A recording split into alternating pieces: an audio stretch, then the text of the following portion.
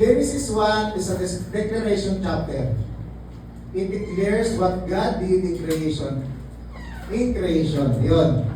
Malinaw, no? Genesis 1, declaration chapter. Sinabi doon, from day 1 to day 6, kung ano yung mga nilikha ng Panginoon. Okay? Genesis 2 is an explanation chapter. It explains how God accomplished this act of creation. It shows how the creation of man relates to the creation of man's two physical manifestation, male and female. Again, malinaw, explanation chapter. Pinapaliwanag dito kung paano niya nilikha. Okay? Pinapaliwanag dito kung paano niya nilikha ang tao. Pinapaliwanag dito kung ano ba yung ugnayan ng paglikha ng tao bilang man at physical manifestation which is male and female. Genesis 1, 26 to 28. Sige, basahin ko na lang. Mahaba. Pwede ba makikita ng pabito? Ano na yun na lang yun?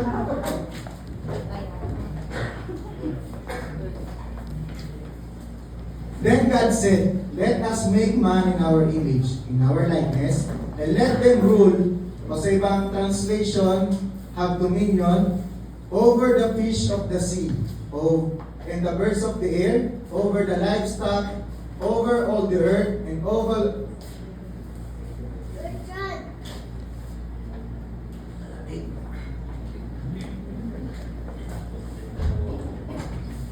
the livestock, over all the earth, over all the creatures that move along the ground. So God created man in His own image. In the image of God, He created him, man. Male and female. Sumunod lang, male and female.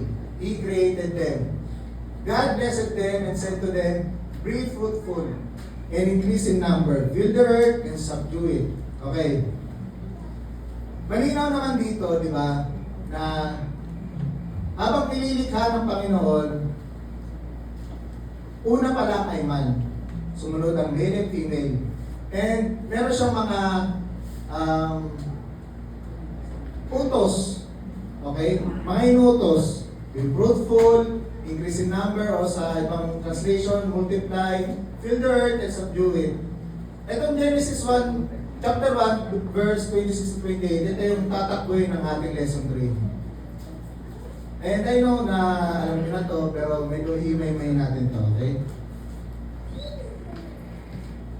Ito yung tatlong tatakbuhin din ng lesson 3. Created in God's image, created male and female, created versus made.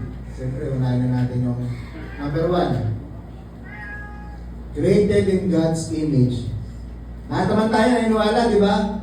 Lahat tayo naniniwala na nilikha tayong kawangas sa Panginoon. Dapat lang. Kasi pagka naniniwala pa rin tayo na bunga tayo ng evolution ni Charles Darwin, may problema tayo. Galing tayo sa Unggoy, Homo sapiens, Homo erectus, whatsoever, okay? Dapat hindi ganun yung paniniwala natin bilang Kristiyano. Man was made in the image of God again. At dapat, sabi nga nung exhortation nung Tuesday, no, workmanship tayo ng Panginoon ni Ate P-Day. At habang nananalamin tayo, workmanship tayo ng Panginoon, kawanas tayo ng Panginoon, ay hindi dapat nakikita natin sa sarili natin. Amen? Kaya tingnan niyo yan, titigan niyo mga katabi nyo. Kaya ito kawanas ng Panginoon. Amen? Kahit nasabihin, bumubukas na yung ganda, bumubulubot na, napapano na tayo. Okay? Kawakas tayo ng Panginoon. Okay? Since God is Spirit, the reference is John chapter 4 verse 24. Basahin na lang. He created man as a spirit. Amen? Ang Diyos, di ba spirit yan? Ang Diyos, wala yung gender kasi spirit. Kung kawakis niya ang man, Ibig sabihin, spirit din tayo. Amen? Halika ba? Image tayo ng God. Kawangis. Kung kawangis tayo ng Panginoon, una pa lang, ibig sabihin ng man ay spirit. Kaya tinatawag siyang spirit man. Okay? Sana malinaw ha? Man was created as an eternal being because God is eternal. Kung eternal ang God, of course, eternal din tayo. Hindi natatapos sa below 6 feet under ang buhay natin. Hindi natatapos sa buhay. Okay? Dapat yan yung pinanghawakan natin. Eternal being tayo. Kinirate tayo bilang eternal dahil eternal ang Panginoon natin. Okay? Kaya nga merong buhay na walang hanggan eh. Amen? Man was created, man is the only being of God's creation that is like Him. Hindi ang mga puno, hindi ang mga hayop, hindi ang mga ibon, hindi ang mga isda. Tao lang ang may image. Okay? Ganun po ba? Sana nakakasabay tayo.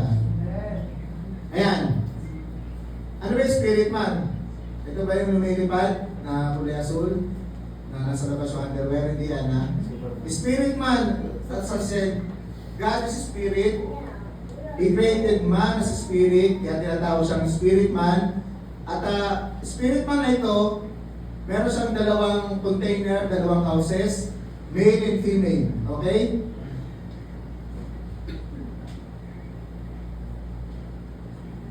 What was the reason God created mankind in His image? Sa tingin nyo ba, bakit ba tayo nilikha na kawangis ng Panginoon, no? Tayo lang. Okay?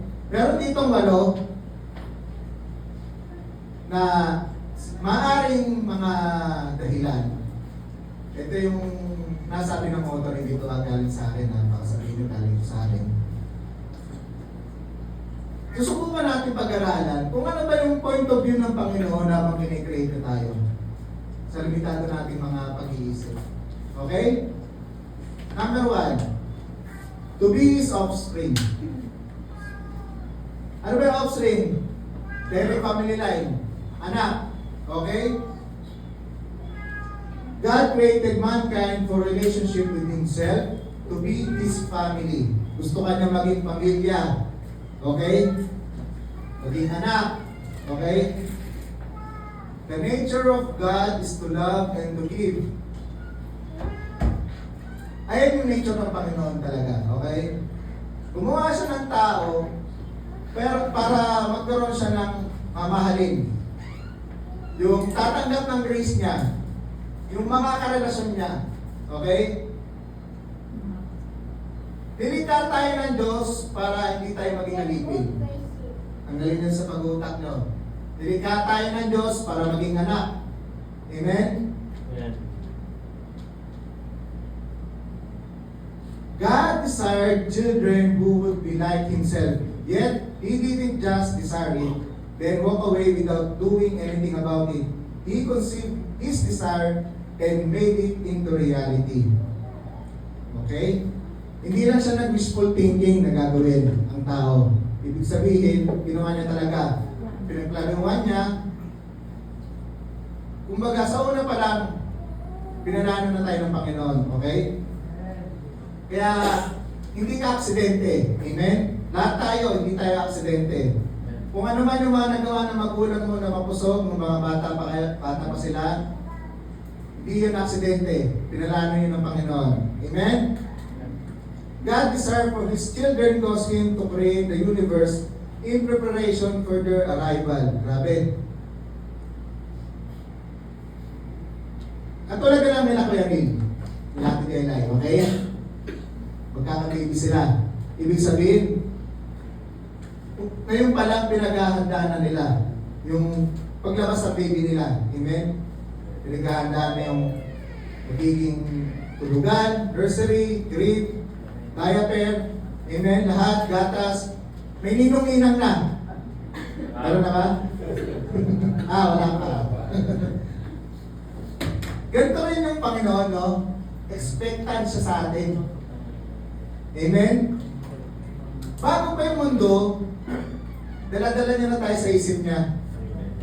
Kaya gumawa siya ng nursery, which is the universe. Imagine, nursery lang ito ng Panginoon, yung universe. Amen?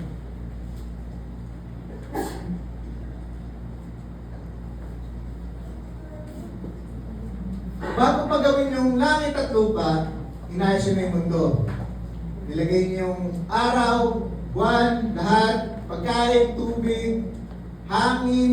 Kasi kung uunahin niya tayo, tapos wala pa yung mga bagay na yun, tingin ko magkakaproblema rin talaga tayo, no? Wala tayong makakain. Diba? Napaka-plain. Anong magiging ano natin, di ba? Kaya inuna niya muna yung magiging tahanan natin. Amen? Again, pagka magkakapamilya ka, naghahanda ka ng mga diaper, ng mga crib, di ba? Pero hindi naman mahalaga yung crib. Mahalaga yung baby. Okay? Tandaan natin. Mahalaga yung universe natin. Pero mas mahalaga tayo. Okay? Ginawa lang yung universe para sa atin. Ayun yung tatandaan natin ha. Pero hindi ito humanism ha. Na parang tayo yung kakataas. No. Ayan lang yung point of view ng Panginoon habang kinikreate na tayo. Okay? Minsan kasi mayroong pag-iisip na ginawa muna ng Diyos yung mundo tapos naisipan niya lang gawin yung tao kasi naboring siya. No, mali yun. Nauna yung plano ng Diyos.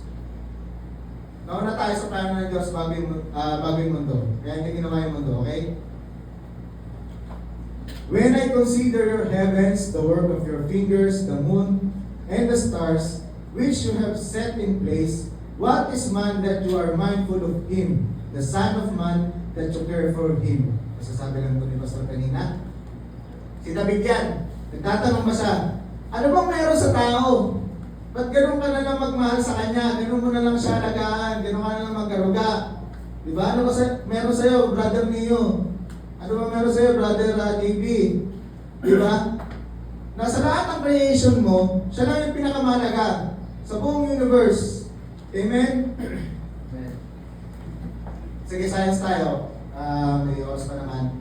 Imagine natin, itong buong church na to, yung galaxy natin.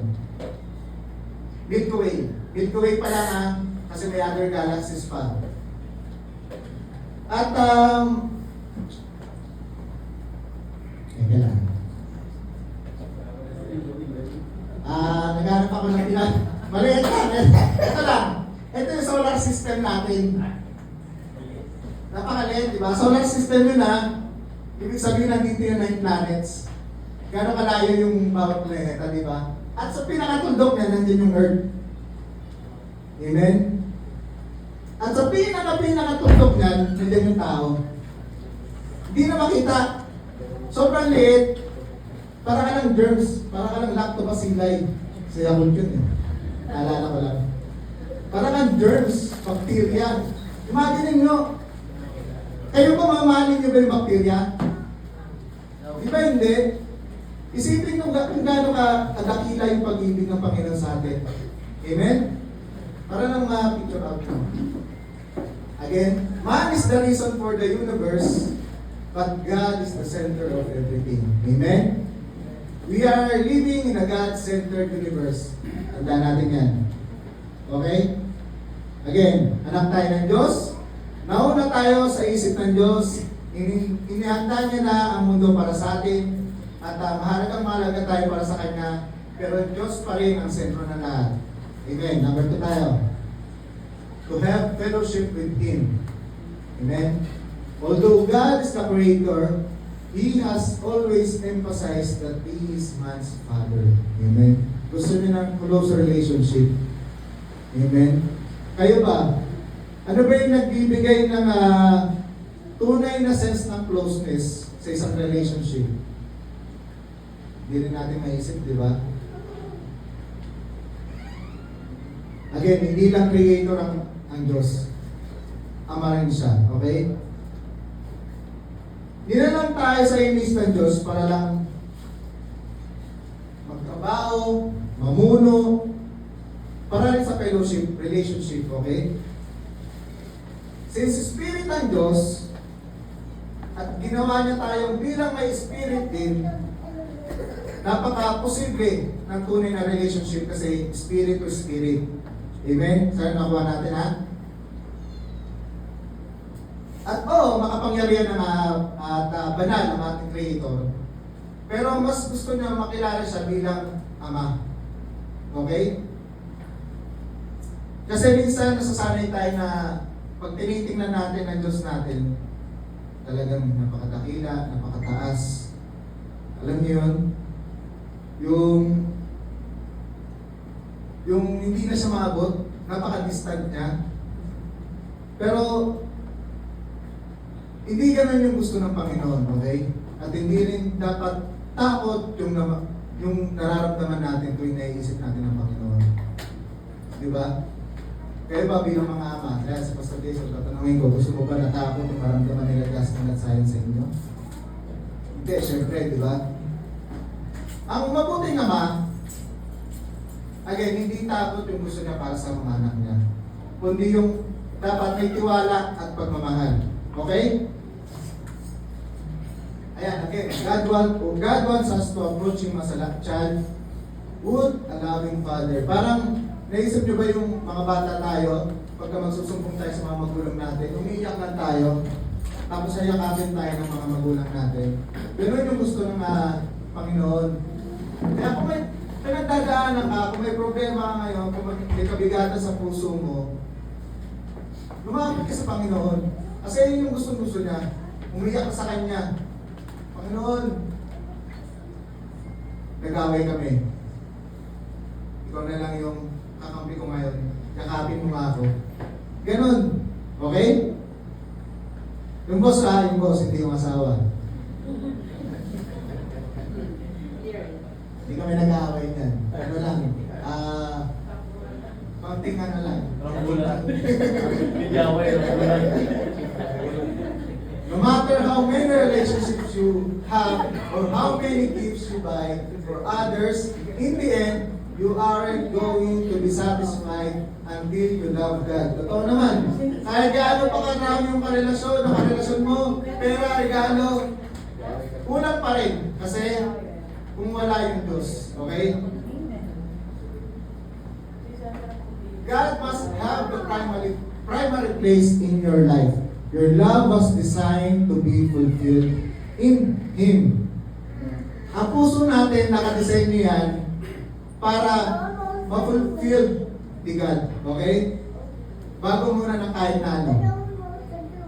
Kaya kailangan talaga na siya yung primary place ng puso natin, ng buhay natin. Okay?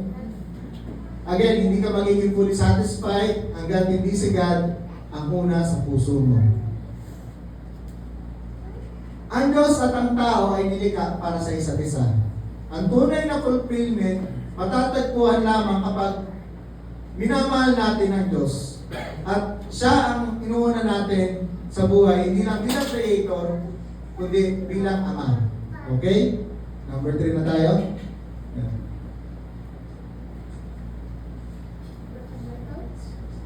To manifest His nature, yan.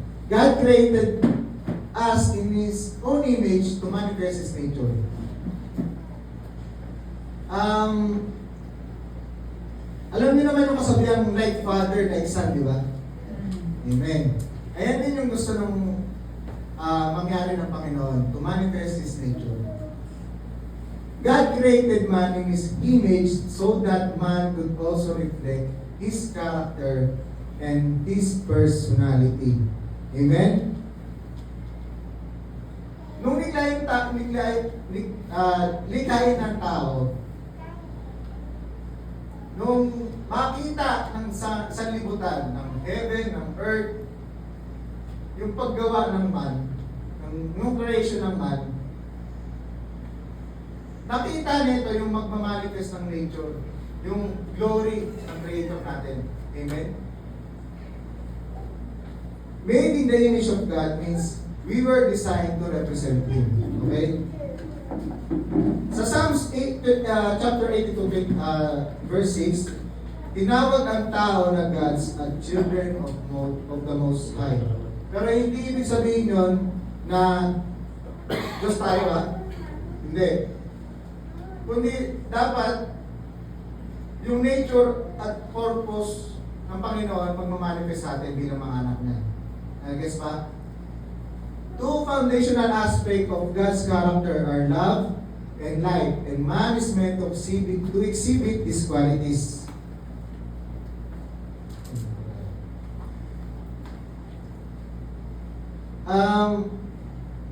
Malinaw naman ang nature, ang character ng Panginoon is love and light. Okay? Dapat nakikita yung ilaw na yon sa atin. Amen? Kung aanggapan daw tayo, tingin ko, magkakaproblema rin talaga tayo. Kasi dapat, ang nature nga ng Panginoon is love and light. Dapat tayo yung nakikita sa atin. Parang, itong mga ilaw na to, pag naka-disconnect yan sa source natin, nakapatay, di ba may problema, madilim. Dapat ayun yung nagre-reflect sa atin, yung nature ng Panginoon. Hindi pwede na, as a Christian, ang magmamanifest na nature sa inyo, may niti ng ulo nyo, lagi ka nakasigaw, lagi ka nakasimango, hindi yun yung nature ng Panginoon. Amen? Kaya sa lahat ng oras, dapat, although, nandito tayo sa mundo, magre-reflect sa atin yung nature ng Panginoon, ng love and light. Okay? Whoever lives in love, lives in God, and God in Him. Again. Kung sino man ang mga, may connection kasi tayo sa Panginoon, di ba? Kung sino man yung nabubuhay sa pagmamahal na galing sa Diyos, nabubuhay sa Diyos. Whoever lives in love, lives in God. Amen? Ito yung pagmamahal na galing sa Diyos. Hindi ito yung seductive. Okay? Mapagmahal ako, sabihin mo pa sa mapagmahal ako Kaya pinagsabay ko silang dalawa. Hindi yun yung gusto ng Panginoon. Amen? Hindi yun. Ito yung agape love. Sacrificial love. Amen? The spirit of man is the candle of the Lord. Again, ang Lord ang source ng ating ang candle, siya yung source ng ilaw natin. Kailangan hindi tayo disconnected sa Kanya. Ngayon lang yung madaling salita doon. Wala nang iba. God also created man to demonstrate His wisdom and the goodness of His precepts. Nilalang din tayo para ipakita yung wisdom at goodness ng Diyos. And natupad ito sa pamamagitan ni Jesus. Amen? Nung pinagpatuloy niya at nakikita dito ngayon sa pamamagitan ng churches. Bakit? Kasi yung church, ito yung daluyan para maipahayag yung wisdom ng Diyos sa lupa at maging sa heavenly realms. Amen? Ano ba? Magulo? Yung church, may Bible tayo. Pero ito rin yung daluyan natin. Okay? Para maipahayag yung wisdom ng Panginoon. Kasi ang buhay at unity ng church, ito yung patunay ng karunungan ng Diyos. Yung pagkakaisa ng church, kasi isipin nyo magkakaiba tayong tao. Pero, magkakaiba yung isip natin, magkakaibang lugar. Pero, nagiging isa tayo. Nakuha nyo? Ay yung wisdom ng Panginoon. Nagiging isa tayong lahat. Amen? Nilalang tayo sa image ng Diyos. Again, every man should reflect the very nature of God. Nilalang tayo sa image ng Diyos para ipakita yung character na light, love, at wisdom. Pero magagawa lang natin ito kapag patuloy tayong nakakabit sa Kanya. Amen? Bilang children of the Most High, tayo ay tinatawag hindi lang maniwala, kundi para mag-reflect din. Amen? And I think dito na tayo magtatapos kasi 10:14 na. Next, ulit, pagpapatuloy natin itong creation of man.